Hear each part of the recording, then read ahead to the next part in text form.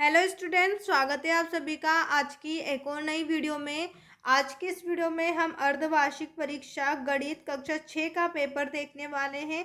इस वीडियो के माध्यम से हम कक्षा 6 गणित विषय पेपर के सभी प्रश्नों को देखेंगे और साथ में इन सभी प्रश्नों के हल को भी हम देखने वाले हैं। तो वीडियो को शुरू से लेकर अंत तक ज़रूर देखिएगा। अगर आप हमारे चैनल पर नए हैं तो चैनल को सब्सक्राइब कर लीजिए, जिससे आने वाली सारी इंपॉर्टेंट वीडियो सबसे पहले आप ही को मिले।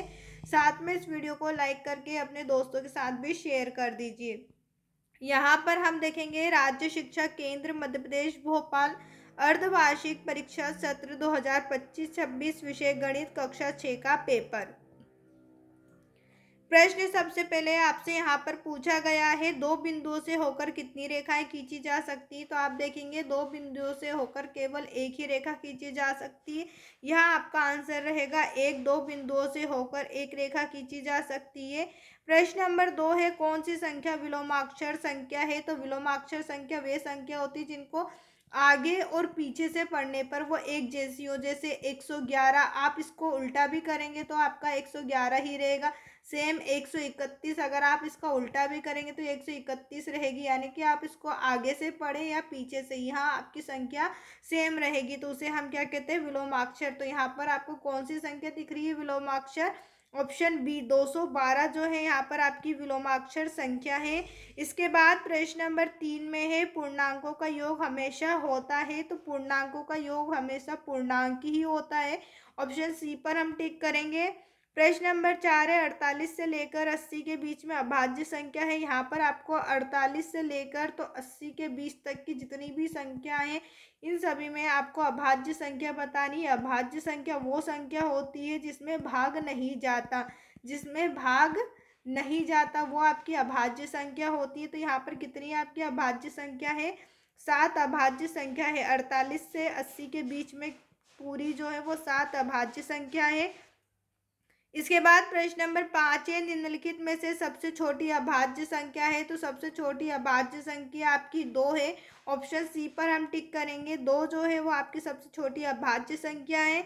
इसके बाद रिक्त स्थान है। सबसे पहले रिक्त स्थान में आपसे पूछा है, एक सरल कोण में समकोण होते हैं। तो एक सरल कोण में 2 समकोण होते हैं, यहाँ पर आप 2 लिखेंगे। इसके बाद प्रश्न नंबर 7 है, संख्या 4, 5, 4 के अंकों का योग होता है। यह आपको 4 + 5 + 4 को जोड़ना है, तो इनका योग आपका होगा 13। इसके बाद प्रश्न नंबर 8 है, एक वर्ग का क्षेत्रफल होता है। तो एक वर्ग का क्षेत्रफल होता है भुजा स्क्वायर। आप इसे भुजा गुणित भुजा भी लिख सकते हैं, भुजा गुणित भुजा, ये भी आपका सही है। इसके बाद -1 का आपको पूर्ववर्ती बताना है। -1 का पूर्ववर्ती -2 है। आयत के प्रत्येक कोण की माप है। तो यहाँ आप देखेंगे ये आपका आयत है, तो आयत के प्रत्येक कोण की माप कितनी डिग्री होती है, 90 डिग्री होता है। आप देखेंगे इसकी जितनी भी माप है वो कैसी है, 90 डिग्री है। अब इसके बाद हम बात करें अति लघुत्तरी प्रश्न की ओर। तो यहाँ पर आपसे 2 नंबर वाले प्रश्न पूछे हैं। प्रश्न 11 आपसे पूछा है। प्रश्न नंबर 11 देखने से पहले अगर अभी तक आपने हमारे चैनल को सब्सक्राइब नहीं किया है तो चैनल को ज़रूर सब्सक्राइब करें और वीडियो को लाइक करके अपने सभी दोस्तों के साथ भी शेयर ज़रूर करिएगा। यहाँ पर हम प्रश्न नंबर 11 देखेंगे, कपड़ा काटते समय कैंची के दोनों ब्लेड के बीच कोण बंद कैंची से कम होता है या अधिक। यहाँ पर मान लीजिए आपको इस तरीके से कैंची दी गई है, खुली कैंची है। यहाँ पर आपको एक खुली कैंची दी गई है और यहाँ पर आपको इस तरीके से बंद कैंची दी गई है। तो किसमें सबसे ज़्यादा कोण बनेगा, तो यहाँ पर आपका आंसर रहेगा अधिक। यहाँ पर हम लिखेंगे अधिक। कपड़ा काटते समय कैंची के दोनों ब्लेड के बीच कोण बंद कैंची से कम होता है या अधिक। तो यहाँ बंद कैंची से अधिक होता है। यहाँ पर आपको कम की जगह क्या लिख देना है, सिर्फ अधिक लिख देना है, बाकी का पूरा आंसर आपको इसी में मिलेगा। अब इसके बाद प्रश्न नंबर 12 है, अंग्रेजी वर्णमाला की कैपिटल अक्षरों की सहायता से न्यून कोण, अधिक कोण एवं समकोण के दो उदाहरण दीजिए। यहाँ पर आपको न्यून कोण, अधिक कोण और समकोण के उदाहरण देने हैं। उत्तर में आप न्यून कोण का उदाहरण लिखेंगे V और Z, अधिक कोण में लिखेंगे XY और समकोण में HL हम लिखेंगे। अब इसके बाद प्रश्न नंबर 13 है, 5 अंकों की दो संख्याओं को घटकर 5 अंकों की संख्या प्राप्त कीजिए। यहाँ पर आपको 5 अंकों की दो संख्या लेना है, उनको आपस में घटाना है और आंसर में आपको 5 अंकों की संख्या प्राप्त करना है। यहाँ पर 5 अंकों की संख्या आपको लेना है 99,999 और 10,001। तो यहाँ पर हम जब 99,900 में से 10,001 घटाएंगे तो आपको गुण 90,998 प्राप्त होगा। कुल मिला के ये भी आपकी 5 अंकों की संख्या है, ये भी 5 अंकों की संख्या, और दोनों 5 अंकों की संख्या को जब हमने घटाया है तो हमें आंसर में भी 5 अंकों की संख्या प्राप्त हुई है। यही आपसे सवाल पूछा गया था, इस तरीके से आपको आंसर बताना है। अब इसके बाद प्रश्न नंबर 14 है, अनिल संख्याओं के खेल में 3 अंकों की एक ऐसी संख्या बनाना चाहता है जो किसी संख्या से विभाजित ना हो, वह संख्या लिखिए। अनिल क्या चाहता है, वो एक ऐसी संख्या बनाना चाहता है जिसमें किसी संख्या का भाग ना जाता। तो ऐसी कौन कौन सी संख्या हो सकती, जैसे 131 आपकी संख्या हो सकती है, 171, ये भी ऐसी संख्या है जिनमें किसी संख्या का भाग नहीं जाता। तो आंसर में हम लिखेंगे 101, 103, 107, 109, 113 आदि ऐसी संख्या है जिनमें किसी भी संख्या का भाग नहीं जाता। अब इसके बाद आपसे प्रश्न नंबर 15 में पूछा 28 सेंटीमीटर भुजा वाले वर्गाकार कागज का क्षेत्रफल ज्ञात कीजिए। तो यहाँ पर अभी मैंने आपको सूत्र बताया था, रिक्त स्थान में वर्ग का क्षेत्रफल कैसा होता है, वर्ग का क्षेत्रफल होता है भुजा स्क्वायर, या फिर आप इसे क्या लिख सकते हैं, भुजा गुणित भुजा भी आप लिख सकते हैं। यहाँ पर भुजा आपको दी गई है 28 सेंटीमीटर, यहाँ पर आप 28 और 28 का गुणा करेंगे, तो गुणा करके आपको बताना है, कमेंट करके बताना है प्रश्न नंबर 15 का आंसर क्या होगा जब आप 28 और 28 का गुणा करेंगे। अब इसके बाद प्रश्न नंबर 17 पर हम बात करें, सॉरी यहाँ पर हमारा प्रश्न नंबर 16 रह गया है, तो प्रश्न नंबर 16 भी मैं आपको बता दूं। यहाँ पर आपको इस समीकरण को हल करना है, हल करने के लिए हम 59 लिखेंगे। अब यहाँ आप देखेंगे माइनस है और माइनस है, माइनस माइनस मिलकर क्या बन जाता है, प्लस। तो यहाँ पर हम प्लस लगा देंगे और ये आपका 18 हो जाएगा। ठीक इसी प्रकार यहाँ पर माइनस है दोनों जगह, तो दोनों माइनस मिलकर क्या बन जाएंगे, प्लस, और यहाँ पर हम क्या लिख देंगे 3। अब आपको 59, 18 और 3 को जोड़ना है, तो इसको जोड़कर आपको आंसर बताना है कि यहाँ पर आंसर क्या होगा। तो कमेंट करके आपको प्रश्न नंबर 15 और प्रश्न नंबर 16 का आंसर बताना है। पहले आपको 15 क्वेश्चन नंबर 15 डालना है और उसका आंसर बताना है, फिर क्वेश्चन नंबर 16 और उसका आंसर आपको कमेंट करके बताना है। अब इसके बाद प्रश्न नंबर 17 पर हम बात करें, तो यहाँ आपसे पूछा गया है अपने परिवेश से 4 वर्गाकार और 4 आयताकार वस्तुओं के आपको नाम बताना है। तो यहाँ पर वर्गाकार वस्तु में आपको बता देती हूँ, वर्गाकार वस्तु में आप क्या क्या लिखेंगे, कैरम बोर्ड आप लिख सकते हैं। कैरम बोर्ड के बाद आपको लिखना होगा पासा, पासा के बाद वर्गाकार वस्तु कौन सी होगी आपकी, बिस्किट, आप यहाँ पर लिख सकते हैं बिस्कुट। उसके बाद यहाँ पर आपको लिखना है दीवार घड़ी। तो ये आपकी सभी कैसी हो गई, वर्गाकार वस्तुएं हो गई। अब यहाँ पर आपको आयताकार वस्तु बतानी, तो आयताकार वस्तु के लिए आप लिखेंगे मोबाइल फोन। उसके बाद आपको किताब लिखना है, किताब के बाद आपको लिखना है दरवाजा, दरवाजे के बाद आपको लिखना है ब्लैक बोर्ड। तो ये आपकी सभी जो है आयताकार और वर्गाकार वस्तुओं के मैंने नाम आपको बता दिए, आप चाहे तो अपनी कॉपी में लिख ले या फिर स्क्रीनशॉट ले लें।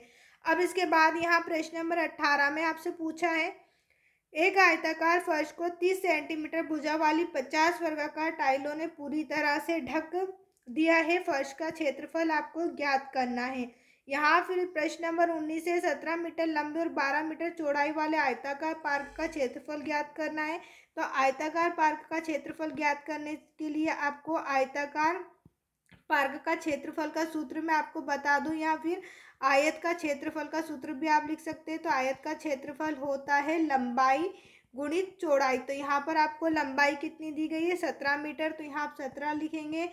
इसी प्रकार से चौड़ाई आपको 12 दी गई, तो यहाँ पर हम 12 लिखेंगे। अब आपको 17 और 12 का गुणा करना है, गुणा करके कमेंट करके फिर से मुझे आंसर बताना है कि जब आपने 17 और 12 का गुणा करा तो आपका आंसर क्या आया। आपको क्वेश्चन नंबर 19 डालना है और उसका आंसर आपको यहाँ पर बताना है। अब इसके बाद प्रश्न नंबर 20 है, तो वो आपको करना है। प्रश्न नंबर 21 इसी प्रकार से आपको दिया हुआ है। प्रश्न नंबर 22, यहाँ पर प्रश्न नंबर 21 में आपसे पूछा है 4, 7, 3 और 2 का उपयोग करके 4 अंकों की सबसे बड़ी संख्या और सबसे छोटी संख्या का योग आपको निकालना है। तो 4 अंकों की यहाँ सबसे बड़ी संख्या हम पहले बनाएंगे 7, 4, 3, 2, और छोटी संख्या के लिए हम इसको उल्टा कर देंगे 2, 3, 4, 7। अब इसको हमें जोड़ना है और जोड़कर इसका आंसर आपको बताना है। प्रश्न नंबर 22 में आपको अभिषेक के पास 15 रुपये 50 पैसे हैं और 5 रुपये 30 की उसने टॉफ़ी खरीदी। अभिषेक के पास अब कितने रुपए हैं? तो यहाँ पर 15 रुपये 50 पैसे में 5 रुपये 30 पैसे आपको घटाना है। घटाने का तरीका मैं बता देती हूँ। 0 में से 0 जाएगा, 5 में से 3 जाएगा, 2 बचेगा। यहाँ पर हमारा दशमलव दशमलव लगाएंगे, 5 में से 5 जाएगा, आपको 0 बचेगा। इसके बाद यहाँ पर 1 बचा हुआ है, 1 को हम लिख देंगे। तो यहाँ आपका आंसर क्या हो गया? 10.20। अब इसके बाद प्रश्न नंबर आपको 23 दिया हुआ है, जिसमें आपको एक रचना लिखनी है। प्रश्न नंबर 24 आपको 3 टैंकरों का क्रमशः लीटर धारिता दी गई। तो यहाँ आपको 3 टैंकरों की डीजल को पूरा भर दे, ऐसा आपकी धारिता निकालनी है। तो यहाँ पर आप HCF निकालेंगे, तीनों का HCF निकालेंगे। पहले 403 का निकालेंगे, फिर उसके बाद 434 का HCF निकालेंगे, फिर उसके बाद 465 का। जो भी कॉमन संख्या रहेगी, जो भी संख्या एक जैसी रहेगी तीनों में, वो आपका आंसर रहेगा। अब इसके बाद प्रश्न नंबर 25 है। यहाँ पर आपको अंक 3, 4 और 5 की सहायता से बनने वाली 3, 4 और 5 अंकों की 3-3 पैलिंड्रोमिक संख्या लिखना है। आपको यहाँ पर 3-3 पैलिंड्रोमिक संख्या लिखना है, 3, 4 और 5 की सहायता से बनाकर। तो यहाँ पर पैलिंड्रोमिक संख्या मैं आपको बता देती हूँ कौन कौन सी आपकी जो है पैलिंड्रोमिक संख्या यहाँ पर बनेंगी। तो यहाँ आप देखेंगे, आपको पैलिंड्रोमिक संख्या पहली रहेगी 343, उसके बाद 454, उसके बाद 535। ये आपकी पैलिंड्रोमिक संख्या है।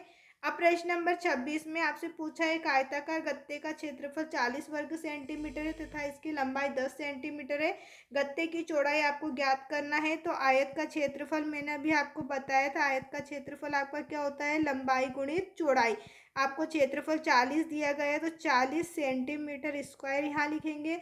लंबाई आपको 10 सेंटीमीटर दी गई है और चौड़ाई आपको निकालना है, तो हम चौड़ाई ऐसा ही लिख देंगे। अब देखेंगे 10 जो यहाँ पर आपके पास गुणे में है, बराबर के उधर जाएगा, तो ये इसका उल्टा हो जाएगा। गुणे का उल्टा हम क्या कर देते हैं? भाग। तो यहाँ पर 40 सेंटीमीटर स्क्वायर के नीचे हम क्या लिख देंगे? 10 सेंटीमीटर स्क्वायर। और यहाँ आपका क्या बच जाएगा? सिर्फ चौड़ाई।